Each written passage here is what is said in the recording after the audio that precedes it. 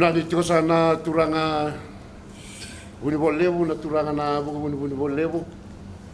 ke muni na ngaselevu bebuke ke kenda na leo ni wali bola da tiko rawa na lotu bimbi nonda wana numa ne kandona rawa wala sa bulando ni ambaki ni kena dhambe mai na lotu ena nonda matasa wala mani obiti rau potavia o nei tabigo na liutagati wana nonda prokara mani kua meu ngara wana tabigo ga ibuna ne total ne valu kau tingo mana ba ni bina kani ni rani me wase ni kua ibidanga na kaleleka ka buke ia o buke rani na buke kenda nonda relesu ina kina dhambe na lotu ya nonda rekili wana lawa ni bo enda tigo sakakina au nanu mana na singa ni kua waka indo na singa bimbi ki bekenda baleta ni singa dhambe kina na rara mana ngau na ni buto au nanu mana ngau na wa ba ile tuki na mai ono me kandavu ya na rono ndolu karua ngai au le takalotu na ndo na koribuli na tusara tiko ngai ono leo ono kandavu e tini kando tiko na anu ya ni anu lai ndo tiko bai re anu levu katiko kine wana koro wai tio tiki ni total au ngole molai daka lotu na tusara ngai usale sumai dala ko na tusara dana muria santana muri sara na wai tu wai le usar bonwa wai tu karkarawa dana gale thuru mai ndona ndona passage sa tao titu era tao titu na ngase liu meon ya me bia ba mbeka mola ko ke bolimbula na muria tu na passage go nindi na mati ndana muria tu nga na kena ta na passage go me sari koribul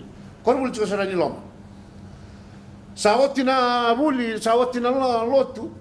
rautatigo na walokalo sale sumola ko na buan kemuni na no kitoka ni gai mboto ke to ko tatiko ngai mai kasa e nandua na vanua ni sabola ke nangara saya wasaru na bawalu ya wasara mai ona tusara saya wasare vanua nangara ke to mai kasa toka nandua na vanua boleka ina masabola ka tana me nandua na nuan au ke baka sama tato kana singa ni kuat na neto kasango na buto lolo ni bongo ke to santa meto ke to leva au sa tarongi kwa ba komboto sabada ba sa tura bango kona ba ko andon ba komboto o ke to sanangan re bangang kona bibuki sangan re bangang kona bibuki walela isangai sebete baka ni o te to lewa ne to ndambe to kana bono butongo ke to sangere dentro na rara malaila ini baskamai ndo na rara malailai ya wasara ke to sangai wanono basa tiga bu melemu tiko mai me dova nisa bola ka sarame biketo nisa ronga drando menetu kafi au baka sama tato na singani kuwa ena kene mbale biau wakako tendo na rara madhambe ena loma ni singani kuwa na mataka dala ni singani kuwa ka rongoda tu na kadhi ni nonda vonu lo manoviti na kalau ngai mbiu tamai ngai solia mai na rara mango berto na ena lingana tu na do kolotu berto dhambe mai na matasawa mai lakemba ka vai mbale kina enda sati ko ni kandona rau walu sanga bulu kandona nyambaki me adova mai na singa ni kuwa era u lago mai na o David Kagil tatala David Kagil ke nona matavu vale William Cross kina nona matavu vale ke Joshua matena niu to ala wata mai ni lago go to wada mbera mai na lotu na matasawa mai na uto ka mai lakema au bia tare to ngana ndo kolotu ne matai o na bubale ne David Kagil yo tinga vale lai no to tiko malakema ertausa na singa ngataraba me baka me singa ni mataka sa tiga mu zaka kina na buli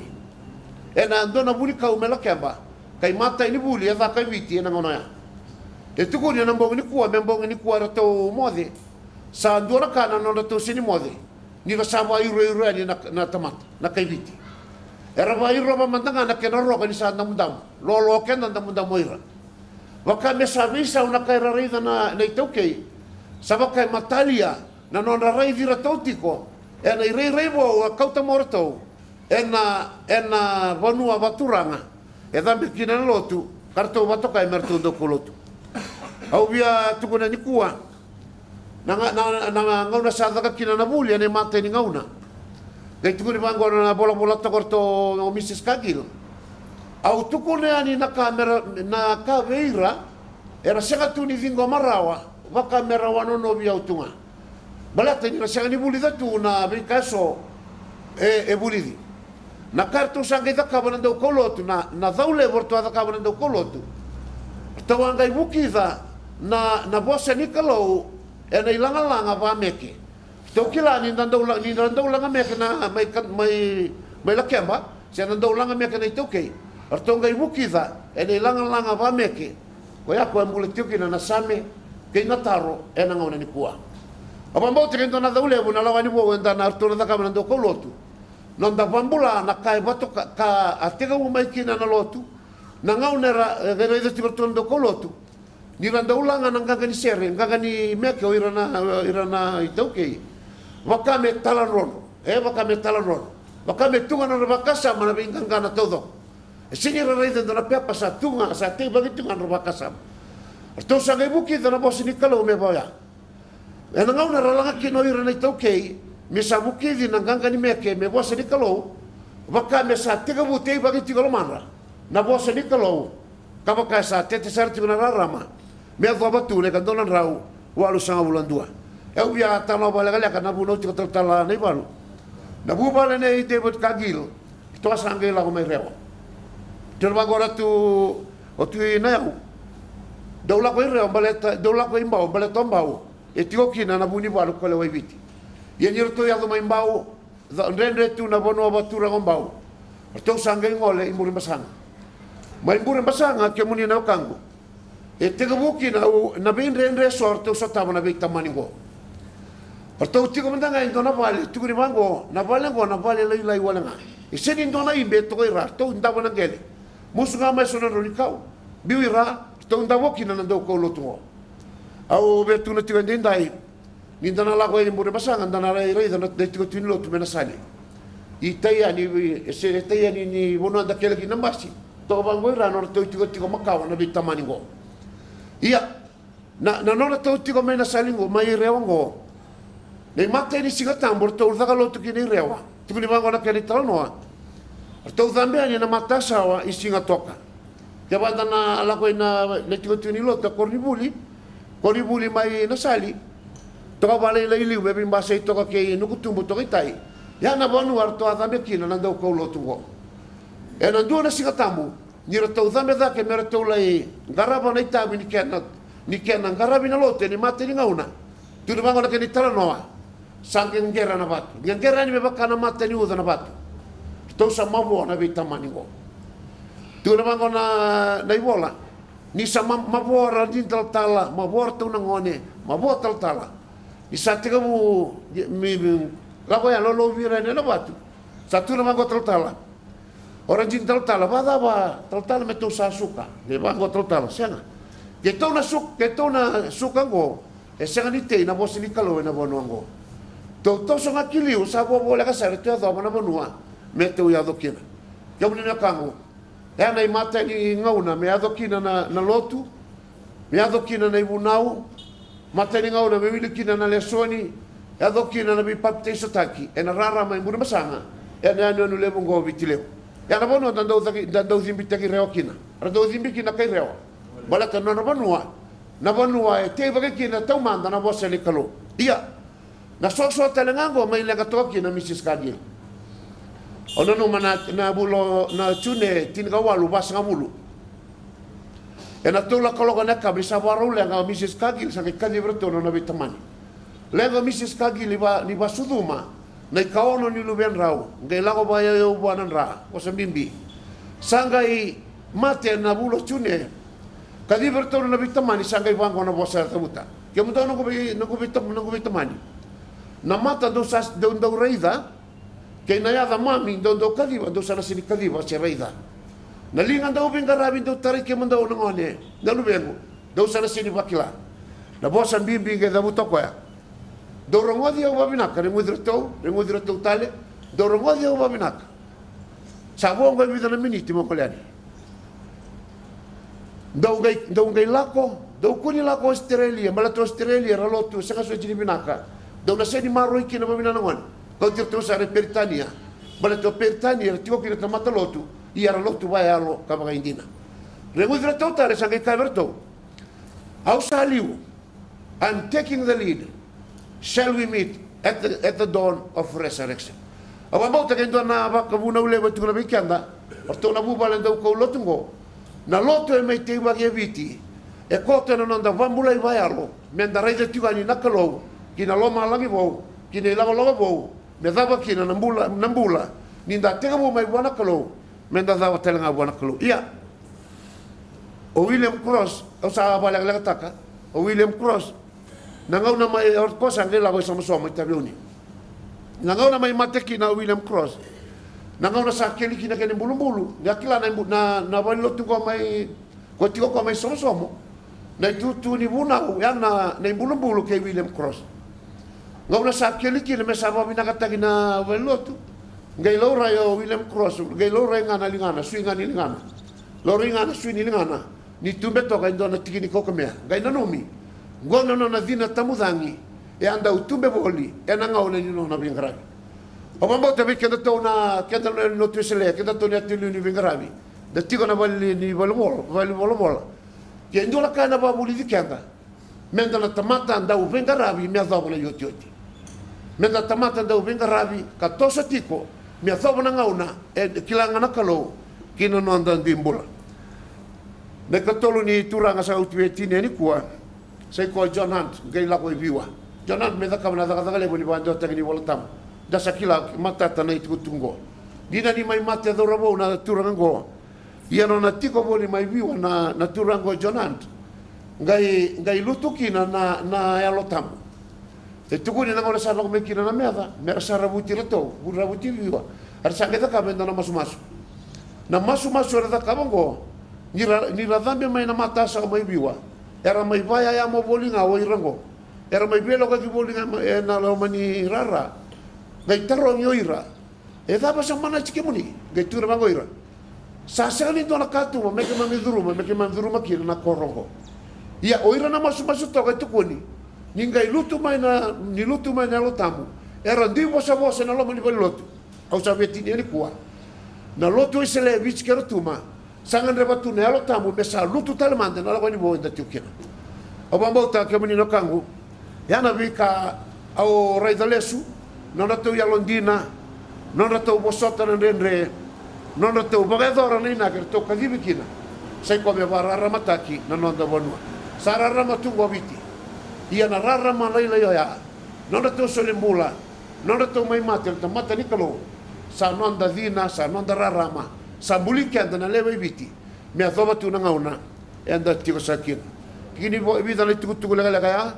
au ni tani na buke ke anda na baka sa mata tiko le sigani kuwa singa bimbi be ke anda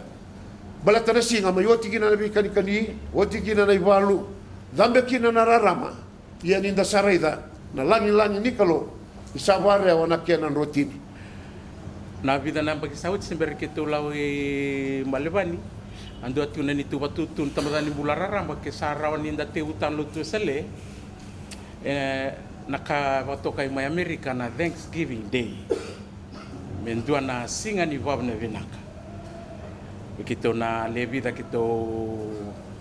uli America gona via katolitu ni lotulebu na vi ula wakoto na vi ambaki na Thanksgiving ndo na ka tamera na matani tulebu America kara ndui le sukina non rave vale na kai America taudo mera le sukina non ra dui vale me le dambo nga ndo na masuni wa vinaka ndo na masura rawa ron da utarawa na lulun mata vale me wa vinaka kina na kalu na uni non ra ngoleani na non rangase mera tawani America na non ra lawa mai Britania na non ra tike utaka na lawa ko vu ndona mbakia rauta ni tini kauno na milioni oira lewe Amerika rabuka na wanga buka na kabinga ni singa bukelu merandu ile sina non rabu vale Ke mami na ngone ulangiani ke mami buli na be university me ke mami suret. Me ke mi la na be mata vale so. Ke mle vai vota bata keira and sing any Thanksgiving. Doanga na ke na idoi na Thanksgiving siang kina chop sui na bikakana tu weekendongo. Na turkey nga. Singa ni kana turkey. Ka singa me tambori nga kinendo na masuni bam na binaka. E vosa tek wal nga patan rutu na balang ronda raitunga tabutinga na bam na binaka. O bambutan ni ngauna kadibikina na lewai ni bosen rondol tin kawame sa dandau wana numa nando na lotu na singa ni kuak kena bimbi weekenda asin do na karaw kaya tin kawalu katin karuan yo kotoba din ka wal tul sa kalima do na kalim kasay ko amin dandula katiko nuita katiko ni narawa ni datu tige butaka na wal lagi na lotu esele me non da singa ngani bob na binaka na lewe viti vakaristo tau doko ka taraira talngani oira na be matamat sa singa ni lotu vakaristo wal nga Amerika sa taraira talngana be mata lotu lelew me sa gambori na singa na lotu lebu amen da lo singa ni bob na binaka ka bob na binaka kina na Banua Amerika na soli ni kalo sumbuta tu na Banua na buku ka wa kina kilaka sumbuta bata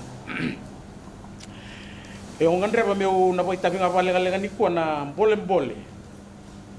ni daga ba kaulutu the challenges of being missionaries na bole na daga ni kaulutu na barerwa kini ngau na rautandu mai kina na ndau kaulutu e na senga ni ba tau watani rawa kina ndo tale na ngau na viti na ngau na muri ndo na ngau na muri na garabi kalouvu na kana tamata na veira ravui ka waki na nabi wala rere waki ka lolo vira wa doritu na ngonoya sangai tuna politiki ni Banua na itobo ngani bara buto ni mbula na beisinga bereto na bubale wa tala na kena senga na vale na mate vita ravi ni ngoni bevendra ni tala ramai mate mandraki ni Banua ke na sotavi ni wala kau sa senga ni ngau na rawa o wasa matakati ko na tuwol mai tabiu ni na guawok ni mi tina tangilamba kambi talano tati ko na vikaya do na ngau na ni choni oniti na turanga lewa sa urara o tu kila arawal o bata kina nonangase meliko me na lotu mai la kemba me komo isomsomo yani ndau non daga tiko ni sasanga tiko ni talatala me tarobi na viva matei na non rabalolo mataki o era na leoni Banua singa non radala ange ndau na kita na turango na viva waluti ke de na Banua ke de lau kino na matei val me vida tiko na tamata sambimbi era mai bimbi ni binit na mata ni katumba ni talatala me wadun rui koetu Waya ando na itawar to so tabatigo nga Indonesia singa wabu ken na turanga libungon turang balab turang libu matalatak o Jonan na ken itutu taman tamatan balab gay taman turang balab gay turang liu sanggay konro mai na koli ni talatala medidibi tu kila anggay tawro na ngoni laylay yang baki rua lebih talatala di wabu ko boleh lo manimbai ngai virika kina na kuli oya na ito wa gaduritu na vibu vale wa talatala ya linda warai na bi kango rasa rongo da utimai nangona rabaro te tukin mai tonga kina ba ngona rabaro bimbi mai kina ya sase ngani bi sau na lomanda non ra sasanga mera kaulu tumai kina non da Banua so na bubale mati kine tolu gina bana ngoni so mati na rendi ni talatala ni ber mati talanga ni talatala wakinongo na bosa ni Thomas William ndo akaulotu magibiti na tamata yan dua sasulia na nonang bula me kaulotu vera ratu na buto sandondonu me tuvarau me sotava na badadani ke na rarawa yayanga me dingoma ni beka ya doa salewa ni kalon buku kandauloloma. Jabez Bunting na bunivola ni kaulotu mai England na ngonoya e tongana i vakarau maxims for missionaries. 1. A missionary ought to be willing to live anyhow and anywhere. 2. A missionary will not be murdered, though he may be assassinated. 3. All persons taken into work for mission stations are to remain abroad for life. 4. So long as a missionary has no wife, the heathen people must have no gospel. Kibalera keve na talatala rambole mera kaulotu mera wakawati tiko. Ana bandoni mera ngailako. Ne wasilebu ni talatala rato walima ye tiungan ramba kinimbola na bagiru sanga bukapa rua lima kina tulu sanga bulu. Era buli kapako roi vevere mana be bistilele be ngilandi na watinda rangone lewa mana be bubalen dokai kakilai kandana taronga se dabo na ka bilingira mera lauma e mera mai sotava na ndrendre na rarawa kena mate endona vanua e singini nonra e singini tio kina na wekandra kandua tandi saranga mai beira ni wa wili ka tiko na ise awa se ona wili ki weekenda aurai de ruana ka matai nona be vakatakilai na kalu vedere vakatakilai koe vataki koe. He revealed himself. Samate usaia ndona tui vinaka ramatokai na tui vinaka ndo vera tui vinaka tui vedere andau rei dake na nona langilangi do tengana tui mbau tende walaila na nona vilutaki aranui ngaunga na Israeli ni samailala na tigo waturang kaya libata kena bi kai rapa nui kina kabuka kina nona langilangi na tuingo kana tigo waturang sangai pataki lei ko na kalu ve Isaiah ni ko na kalu de kalangilangi kawasibiti usaya sai ko na kalu embula katawa mundo esenga ni mate se vai ala e vataki usaya itingana singa matikina e vanda bero Isaiah meraida na serau nikalo isakatani na vedere na sau na tambu ke na sabsaba ni serau nikalo dona ka raida ko ya be ka ya do tikona mateni vida na tigini bola na waseono e raida tiko Isaiah ni sakatani na vedere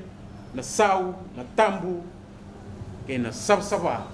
ni serau nikalo ke ni karua kai reida na lesoni gona be va sabsaba taki ni sabare de tigo aise na vedere na sabsaba tambu ni serau nikalo God's holiness karaida na kalo sangai reidi koerawa asinga tu ni senda ukilai ko ya aise asinga tu senda ukilai ko vinaka na singa ya sangai kilai ko awangai kaya isa ko yau ni usava sabosa ni ve ni watu tusa ke na ve butu e raida tau manda na kalu ve na kalungo nona langi nona vedere nona tambu nona sabsaba sangai reidi ko erawa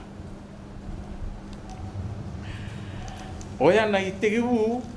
ni binakadondo ni biba sabsabataki unga na ere ni biba sabsabataki into sareda tiwe viti lo mandalot no go sora te una tubakawa so te una kelisui sora raida na te boro sora le anaka na vi yauni vale vi buni kau ia na biba sabsabataki ndina tegiu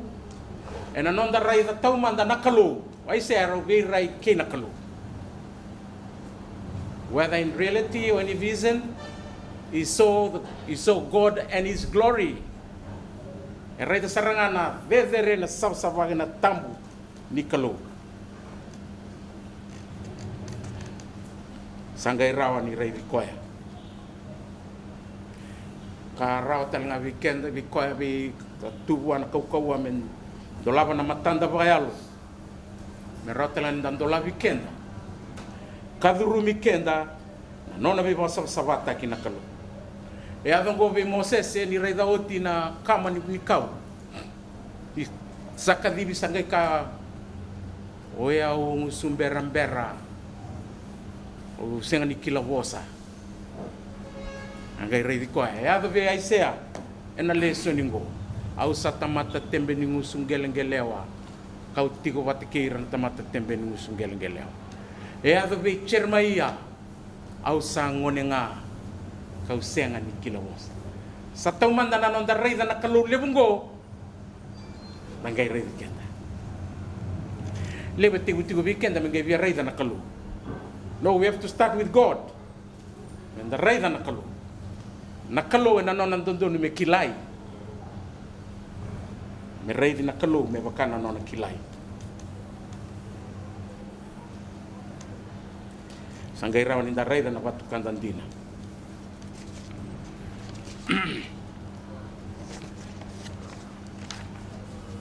E rei da waise ani senga indui mai veira ratua politikoya. Indra tamata vake renga. Sangai vakador na kalau indo na kamen dundu kino ai se mai vera kenabo kana non dai bola tambu isabu kama indo na serafimi sa taura na gilai sa sawanga tu ko tamai na bukawanga sa tarakina na ngusu ai se kakaya raida sa tau kina tembe ni ngusumu sa takali na nomuda ka sampo kodi na nomu iwala da o bambau tanioya na kaya wala tira na dau kolot mera boleh nandrendre nararawa kina mati isabata kila era sakila na kalule bungo kar sakila ira watakira kena non kila ni sampo kodi na non rai wala da karabina kata mera bagate tea sera waseayan na langi nei serau ni be kaira raida nampo kodi ni non rai wala da kena non rangalala mera bagai bota talenga koira natani aratu na buto. Yoko Chisu Kristo sa pauda bata na kai rumo aisea. Na nona bolea membi tiloma langi mai na lawa ni kaulo tu lebu dua. Me sirobi pura me mai rumo na ndrendre kania na kaka na ki Palestina te nguba na kena kubu na kena wai me mai tamata ngava ta kikenda. Abosota na rarawa na mosi kena mati. Sa sala bakata kilay kwe kina nakalu. Weekend na tamata. God revealed himself in Jesus Christ. Doon tasangay kilaki na so di nakalu libungo. No nambula na no nabosa no naitobo no nakauta may batagay kwaya ang mata ni tuni kalu.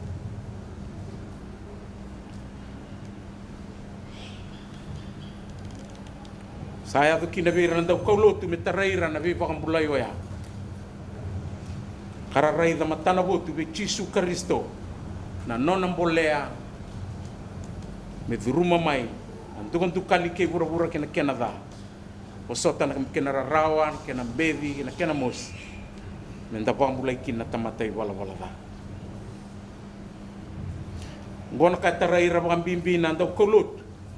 Ayan na loloma tito mbu nikalo karasa durumi na nona yalo tam. Karasa reida na kalo karasa vekila irabe kanige na kalo. Nabe susu baka duri pertania na ngonoya. Kana toso ni lotu ndraki ni bingarabi ni lotu esele mai bichono esele kadurumi ramai na ngone gorga itoro borang ngone leonga sa koto ya lon rage na loman. Merambole merlak. Para sangkai wakku kuwataki.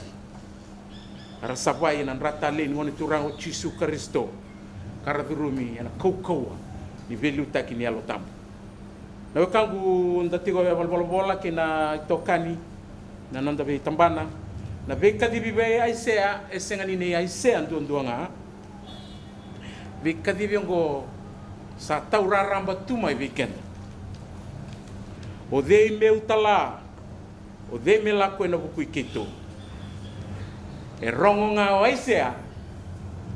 balten sa baduri tiwana ve varu takinika nona ve rei mata kena kalo ka durumi ko nan raki wakalo ya ka wakina nona sa tu barau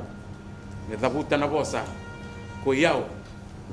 ngo moni talayau seni ka wa ya meulako na tarlo mai o de meu talao de melako na buki keto seni ka ya au na lako na buku mundo kanga kwa yau ngo send me ni talayau au sa ready tu au sa barau na nomuni be barau taki au sa barau kina io sakalebu na nona kawita kira na yali na kalau ka kadi tiko ngana be ngauna kadi na mataka kadi na singalebu kadi na bongilebu io de so ti rongoda kadi ngoe la tiko be kito ni taltala verani mami buvale kadi ngoe la tiko ani be kenda kesar na mata daka nda venga ravi kenda kesar na baba kos ela tiko be kenda na kadi ngoe au sarre de tigo ndona rere ni kaulotu na ngona bongo ni ndao sami mai nataro kau sombu na mbosini ambaki o via kaulotu sanda usanga bulu avandra ni taltala ra via kaulotu kimbo kalungata merawa endua semela ko rua tasangai bambula mula tatal tu yara rere tigo ira ni senga ni ndo ela ko tigo sanga isivia ngana kerker mai bito tigo mai nada andra merala onge rere tigo na nai rai ni kaulotirana numa tu mera lago yani membio viti lago ndona vanua vou satu mai na vale venga rabitu ikia vota levu vota vina vati kana bakasama ni kaulot ya sando na rai ni kaulot vou mera lai tigo vinak kanduindu mai na kaulot tau manda o va wuli kate ona tutugo ke kagil ni rosa mai tigo itonga aya li tigo kan ngona ba dur kina nambosi sambole rawati go William Cross ken dua era ni rosa lavata ke viti e sana wo sibisa sanga itugo ni ngabu oi ko mosala go viti seni batarongo go viti da beda do viti sala ko ngamai amatangali bikadivia sini pindren dan damai raida sor sabi ala tungai wanuatani sambo na numira talanga sor tungango ya sanda au santo varedir na talatala isa sengen duelako anggo kai santo ngamba wili raida talanga na sereruanan raul 5 kavitu kone katolu ninggangana karua kesandaro no mulako kinabe vanuavo ebu kunranga natani era sese kamuto mona numira manda era tiko ngai ke era lenga sera rawa kara singa ni buke o ta borto na we kanda tungo na itiar tu sama yang baki rau bakata ki kenda mitu durumira mandayan rasina itu na be tiko ngo kenrendre ora be valelele utamarua tu tibu mandanga virtu i bindongo i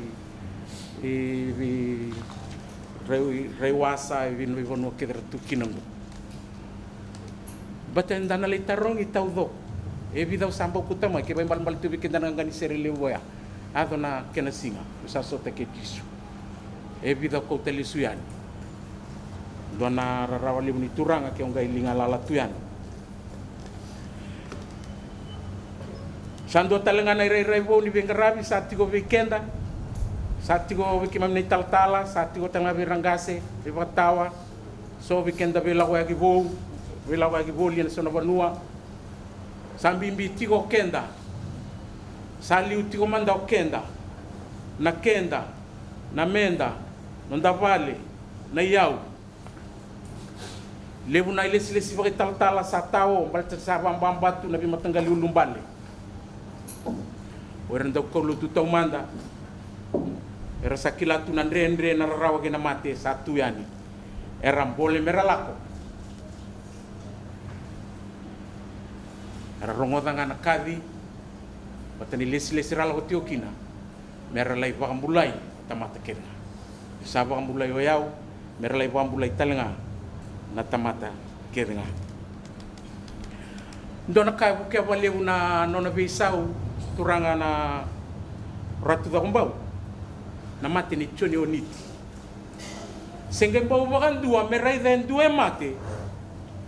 kalau itu matana na bakademu dapa uli kana wala na overseas missions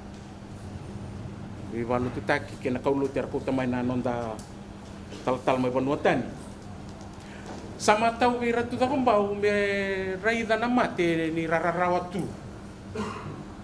para ositu para butungu para mosi entuang go raida ko yang tua tani sartunga ve basai saranga ni kake din dau raida kendere reina mate wakai tarungi ko watiki ko adabo etigo vi kwengu me mate le sumbutu e matana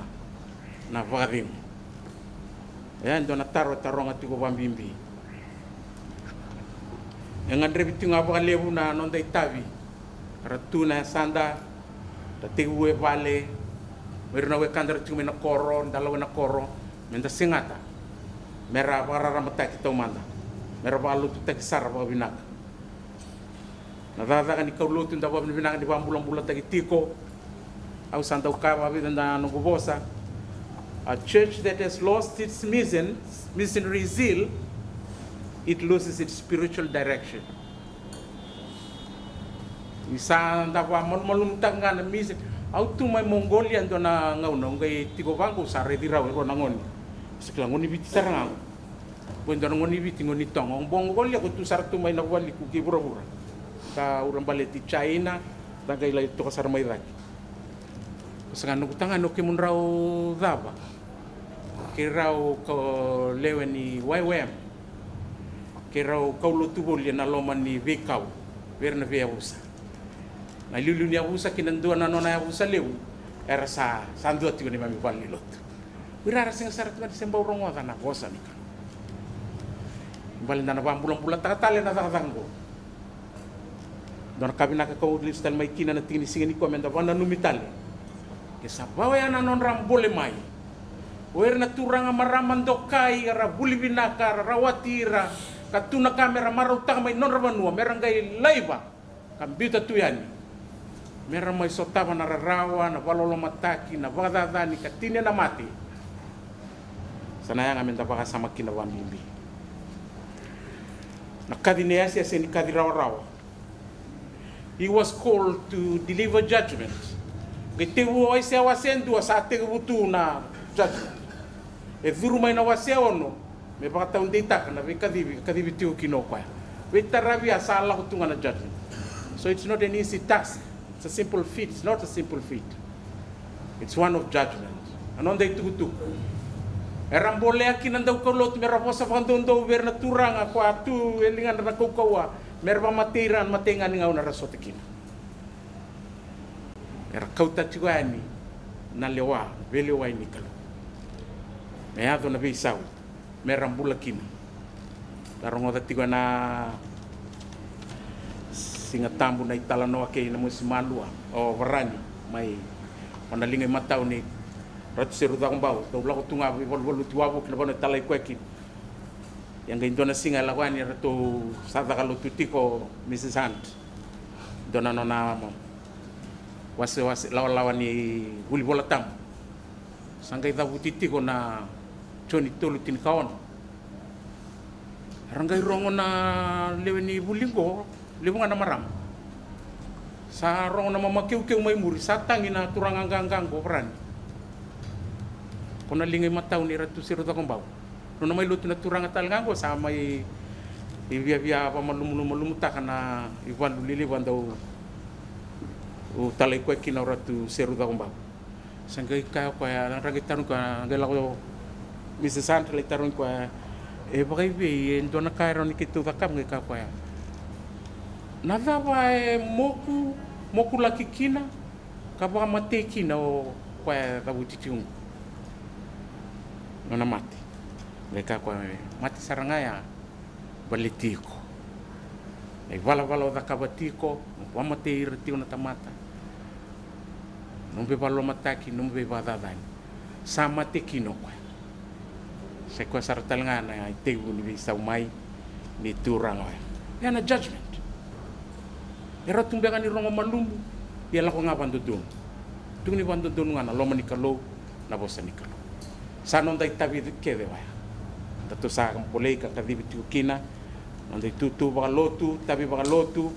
non dai ngarabi ba taka me laura itiko e misen tiko na kake den dada towards a destiny mendale rawata taudoko na kaka o Mrs. Kage until we meet in the morning of resurrection woti na nonda mbuleke dana leisa tika enada ni kalona tamanda na luvena kena alota